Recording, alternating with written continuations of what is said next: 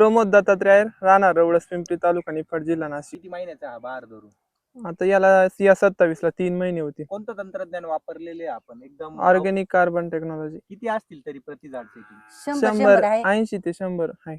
2 वर्षाच्या झाडाला. हा. शेतकऱ्यांनी सगळ्यांनी हेच तंत्रज्ञान वापरलं पाहिजे. कमी खर्च होतो, उत्पन्न चांगलं येतं.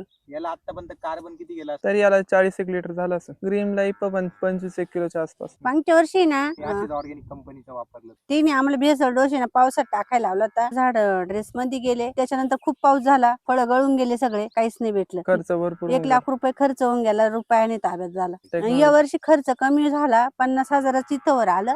खर्च खत आणि पावडरी सगळं मिळून. काय फरक आहे? कार्बन दिल्यानंतर काय फरक जाणवतो प्लॉट मध्ये? अपडेटिंग लवकर होतं बा.